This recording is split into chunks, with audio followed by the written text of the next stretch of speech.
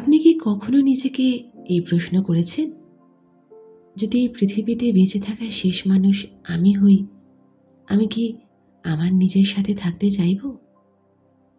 শুনতে আজব লাগতে পারে, হয়তো একটু হাসিও পেতে পারে, কারণ আমরা সাধারণত এই জাতীয় প্রশ্ন নিজেকে খুব একটা করি না।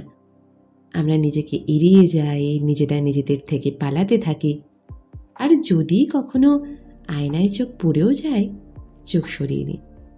কিন্তু একটা সময় এমন আসে যখন এই প্রশ্ন আপনার সামনে এসে দাঁড়ায়, আগাম কোনো খবর না দিয়ে, আপনার অনুমতি না নিয়ে, আপনার অন্তরাত্মা পর্যন্ত কাঁপিয়ে দেয়।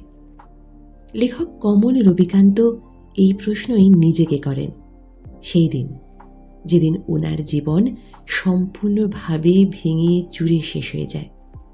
বাইরে থেকে হয়তো কখনো কেউ দেখতেই পায়নি যে একজন সাকসেসফুল স্টার্টআপ ফাউন্ডার, একজন পাবলিশড রাইটার আর একজন বুদ্ধিমান বিচক্ষণ ব্যক্তি এতটা ভেঙে পড়তে পারেন।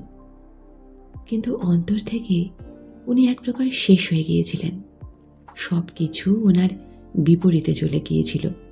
ওনার ব্যবসা ডুবে গিয়েছিল, সম্পর্কগুলো নষ্ট হয়ে গিয়েছিল, ওনার কাছের মানুষগুলো পর্যন্ত ওনার থেকে দূরে চলে গিয়েছিল। আর সব থেকে ভয়ঙ্কর বিষয়, উনি নিজেকে ঘৃণা করতে শুরু করে দিয়েছিলেন। কমল একজন উদ্যোগপতি ছিলেন।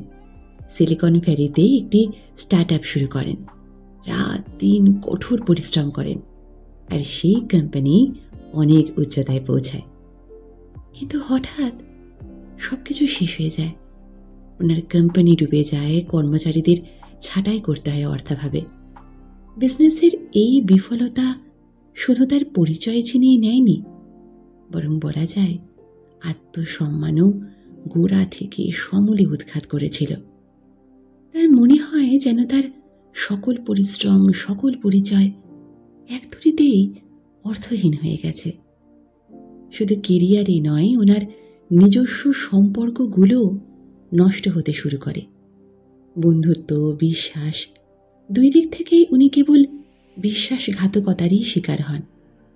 যে সকল মানুষগুলিকে উনি একদা বিশ্বাস করতেন, তারা তার সব থেকে কঠিন সময় ওনাকে একা করে দেয়। তারপর ওনার শরীরও জবাব দেওয়া বন্ধ করে দেয়। দুশ্চিন্তা, ক্লান্তি, ডিপ্রেশন সব মিলে মিশে ওনার জীবনকে এক অন্ধকার সুড়ঙ্গে ঠেলে দেয়। উনি দিন রাত বিছানায় পড়ে থাকতেন।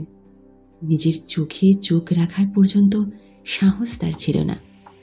তার মন বারংবার একটা কথাই বলতো, আমি একেবারে অর্থহীন, বেকার, আমার দ্বারা কিছু হবে না, আমি একজন অসফল মানুষ।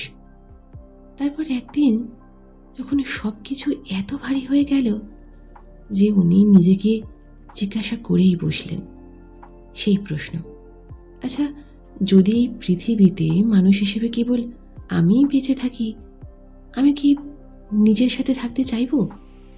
এর উত্তর ছিল না। সেখান থেকেই ওনার আত্মা কেঁপে ওঠে। এটাই ছিল পয়েন্ট অফ নো রিটার্ন। সেখান থেকে হয় তিনি আরও তলিয়ে যেতে পারতেন, নয় ঘুরে দাঁড়াতে। আর সেই মুহূর্তে তিনি একটি সিদ্ধান্ত নিলেন। কোনো বড় মোটিভেশনাল ভাষণ নয়, কোনো বই নয়, সাধারণ কিন্তু ক্রান্তিকারী একটি প্রতিশ্রুতি। এবার আমি নিজেকে ভালোবাসবো, যেন আমার জীবন এর উপরেই নির্ভরশীল। কমল বলেন, সেই এক রাতে উনি একা নিজের ঘরে বসেছিলেন। এমন এক জায়গায় পৌঁছে গিয়েছিলেন উনি, যেখান থেকে ফেরা প্রায় অসম্ভব বলে মনে হয়েছিল। ওনার চোখে জল ছিল, মনে ভয় ছিল, আর মস্তিষ্কে শান্তি নয়, শুধুই শোরগোল। আর তখনই সেই শোরগোলের মধ্যে থেকে একটা শব্দ এলো, ধীরে কিন্তু সত্যিকারের বাস্তবতায় ভরা। ব্যাস, যথেষ্ট হয়েছে, এবার বদলাতে হবে, আর সহ্য করা যাবে না। সেই শব্দ শুনে কমল নিজেকে প্রতিজ্ঞা করল, একটা সোজা সাপটা কিন্তু গভীর প্রতিজ্ঞা। এবার আমি নিজেকে ভালোবাসবো, যাই হয়ে যাক না কেন। এই শব্দ শুনতে সাধারণ লাগতে পারে, কিন্তু সেই মুহূর্তে এটি কোনো সঞ্জীবনীর থেকে কম ছিল না।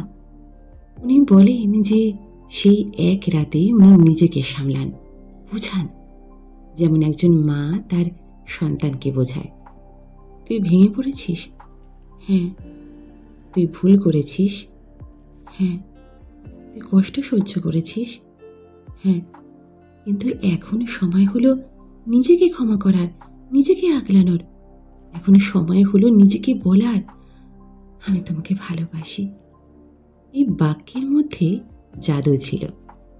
ধীরে ধীরে এই বাক্যই তার জীবনে মেডিসিন রূপে কাজ করে। কমলের এই গল্প আমাদের এটা শেখায়, যখন জীবন আমাদের সম্পূর্ণ ভেঙে চুরে শেষ করে দেয়, তখন থেকেই আমাদের নিজেদের নির্মাণ শুরু হয়। যেমন পুরনো বাড়ির ইটকে ভেঙে ফেলা হয় যাতে সেখানে নতুন মজবুত ইমারত গড়ে তোলা যায়। সেই রাত যেখানে উনি নিজেকে ভালোবাসার প্রতিজ্ঞা নেন, সেদিনই হয় তার পুনর্জন্ম।